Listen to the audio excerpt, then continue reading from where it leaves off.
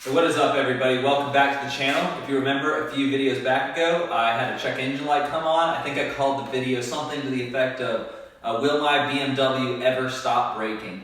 And the answer to that is probably no, because since that video I had injector failures, FRM module failure, and yeah, that's actually it, but that's two big things that cost roughly about $2,500 to sort it out and everything like that. So yeah, I haven't really dealt with the code from that video. So the code was 2C31, but after doing research, the code is it's an emissions code, and it's the O2 sensor is bad. At least that's what I think it is. So O2 sensor runs about, well, I looked online today. It's on sale for about $110 on FCP Euro, but generally runs about $170 for the front upstream O2 sensor for the front bank, and basically the same for bank 2 as well. But anyway, so I don't want to spend that kind of money if I'm not sure that the problem really is an O2 sensor. So I downloaded the ISTA software, ISTA Plus, from Beamer Geeks. It's kind of like Input, it does the same thing. It's a diagnostic software. They also have an Insta P, which I did not download. They don't have it on Beamer Geeks. That's for programming. And basically it requires you to have a working setup of EDIBOS, which is like the files that underpin the INPA suite and all of that. So a lot of people don't bother with this one because you already downloaded INPA, you've set it up, you've got everything you need. But this is a bit more user-friendly. Basically, from my research, the difference is the INPA suite, that's factory software. That's BMW factory software that got leaked onto the internet somehow. And ISTA Plus is dealership diagnostic software that they use. So this is either the same or very, very similar to what your dealer would use to diagnose your BMW. And there's one little trick you need to do to get it to work on your computer, but basically you download it, just follow the steps that are provided in the text file from Beamer Geeks, and you're good to go. And there's one step you'll have to complete that I'm going to show you on the computer. It's really easy and it takes like 30 seconds. But it will not work unless you do this step. So yeah, let's get right into it. We're gonna diagnose the problem, which I think we already know. We're gonna see what other codes are in there, and then we're gonna try to drill down into the code and figure out what really needs to be done to fix this. I'm pretty sure we're gonna be winding up buying an O2 sensor at the end of this video. So anyway, yeah, without further ado, let's switch over to the computer. You're gonna need a Windows laptop. Somebody brought it to my attention in the comments on the video. You can use a Windows emulator on a Mac because I use a Mac for my other computing needs, but for me it's just easier to have an old beat up computer because even the virtual machine does take up space on your hard drive, and why not when I have this and it's already set up. So let's get right into it.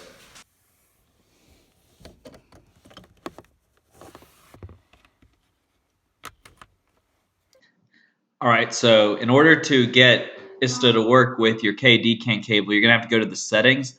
So it comes set up to work with what's called ICOM. So you're going to go, once you get into the settings, you're going to have all these different things here. Just choose VCI config, and it's going to be set to this one right here, the dealer organization ICOM ENET local area and ISIS network. Anyway, just change it to this up here, the EDIBOS default settings. That's just saying to use the EDIBOS files that are underpinning INPA and all of that. So that's why it's important that you have a working setup of EDIBOS. Choose that, and then you can go hit OK. And since I'm already set up, I'm not going to worry about it. But then just go back here. All right, once it's loaded and that's gone away, hit Operations. Then go ahead to read out vehicle data, complete identification. This will establish the connection between the car. It'll find all your vehicle options, your mileage, what motor, transmission, car model, etc. Everything it can. And as this goes, this menu will populate with all the different things about the car. All right, now as you can see, this is populated. Now it's going to automatically go ahead and shift me over to this control tree unit. As you can see here, we're pulling up all of the modules, and all the ones in red, it says they're not responding, and I don't know why, because sometimes more don't respond than others, but all the ones in yellow have errors. All the ones in green don't. FRM error, for some reason, thinks reverse doesn't work, but it does work. So don't really know what's going on with that. So if you've had that problem and reverse did work, let me know why that happened in the comments below, please, because I'd like to get rid of the code. So we can look at vehicle details. This has everything about the car from the mileage. This is in kilometers, not miles. So it should say like kilometerage or something. I don't know what they say in Europe or whatever. Production date. This has European style of date. So this really means September 1st, not January 9th. E89X, that just basically means that's the programming software you would use in like NCS Expert or something. But it's an E90 still, like it says up here, development code E90 335 automatic M54 B3000. All the options on the car here that it has. M Sport suspension, by the way, do have that, just if anyone was in any doubt. You can't get repair history. It just says online connection has been disrupted. Central services, that's probably BMW. Back to the control unit. They have it in a list here you can go through. So whatever reason, CAS is not responding, but that's... Let's see what this... I kind of want to see what this JBE thing is I've had. Let's see, display fault memory. Okay, this is just a list of all the faults in the car right now. So we can kind of click into them and get more detail. So let's just see what this says. No fault description. We go to details. It just tells you, how often it happens. It's been there since I've owned the car. And then it just has some other things about the car. Like this is the mileage the last time it threw the code. I don't know. Anyway, so that's not really helpful. But we're going to look at this one because this is what we want. I don't know why these codes are coming right now because this problem doesn't ever occur when I actually drive.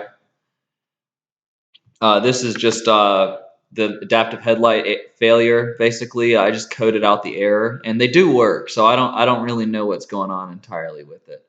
And then this is the reverse thing I was talking about, where FRM thinks that reverse doesn't work. So if you've ever seen this code and you got rid of it and reverse worked the entire time, please let me know, because online when I look it up, most everybody that gets this code also doesn't have a working reverse, but my reverse does work. So I don't know.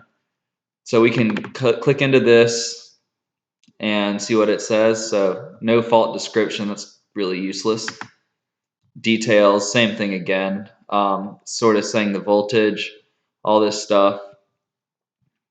I don't know. Fault code not present, that's because the car's not on. It's saying exhaust gas after cat converter too lean.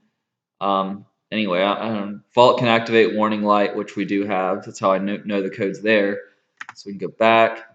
So instead this time, let's try calculate test plan.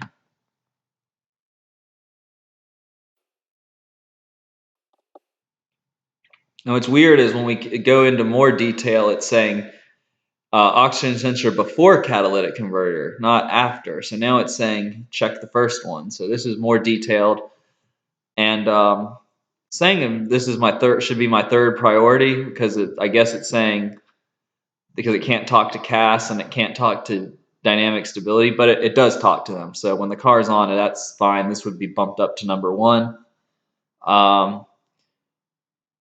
Then it's got the heating, whatever this heating thing. I'm not worried about that.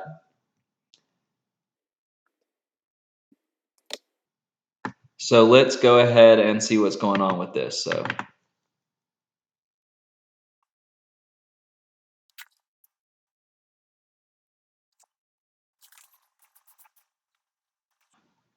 okay, so now we go here. So this is the same stuff over here that it had before, the description and the details, same thing as we looked at before. So here we're going to go to choose the code, and now we're going to say to fault handling next. So we're going to go to next.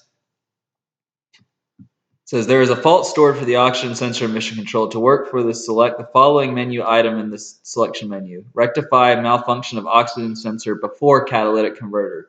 Note, this fault can be caused by both a defective sensor as well as a defective monitoring sensor. So it's saying both oxygen sensors should be replaced if necessary. Oxygen sensor before catalytic converter and after. So I'm gonna try to stick to the one before, see if that solves the problem. What? So we have these choices here: rectify electrical fault sensor before catalytic converter. So let's just try that because it's the first one. So hit next. It says it is not necessary to work through this menu item as no electrical faults have been stored regarding the. So that's pretty cool that it tells you that. So we're just not even going to bother. So we're just going to hit note, return to section, next. Rectify fault in oxygen sensor heating. Let's see what that says. It's probably going to say the exact same thing. Not necessary because nothing related. So we're just going to hit back. Rectify malfunction of oxygen sensor before catalytic converter. Check wires and plug connection. Pay attention to water and corrosion in the connectors. Are the plugs and wire connections okay?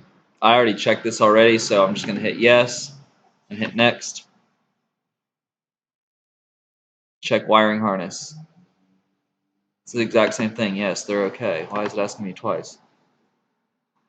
Check the exhaust system from the engine to the rear silencer for tightness, especially all flange joints. Is the exhaust system tight? Yes, I did check that. It seems to be tight. I checked for leaks.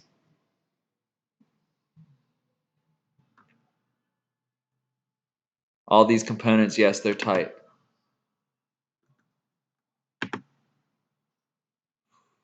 Intake is tight, yes.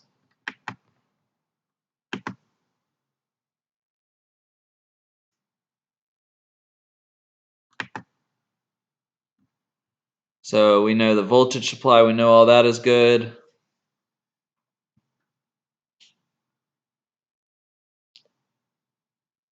So basically, this can tell you where you need to look and whether or not the code really corresponds to these different fixes. So it kind of points you in the right direction. So basically, it's saying that if all this stuff fails, then you need to replace the sensor. So that is what I'm going to do. Anyway, this is kind of how you use this software. So we can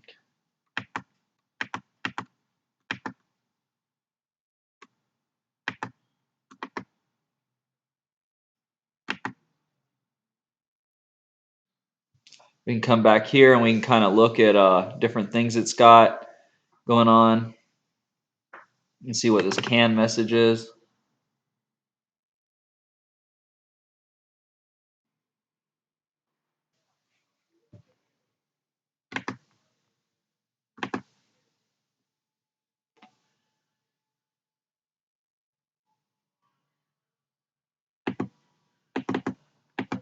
So it's saying this code here could be because I coded it incorrectly. So I could maybe recode the FRM module.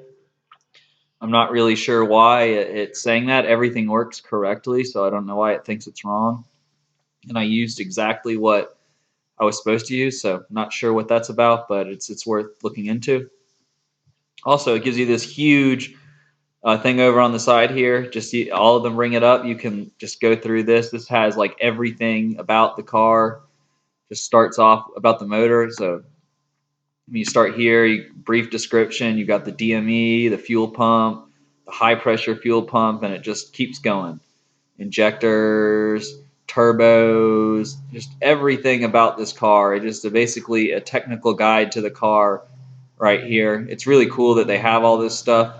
And I think I'm going to be using the software more in the future. But yeah, there's just lots and lots of stuff in here that you can see. It's really neat. I like this software a lot, and it's much more user friendly than INPA. So I recommend this stuff. I mean, this is like the first time I've ever used it, but it seems really good. And as I get more and more used to it and figure out what all it can do, I'll be sure to share that stuff with you. But this is just some basic diagnostics, kind of how to drill deeper into it, just a little bit further beyond the actual code it gives you. So like I said, I had two C31, and I kind of went into it, it told me where I should look, what I should do, and what the likely fixes would be, and what fixes it had that would probably not solve my problem. So that was really cool.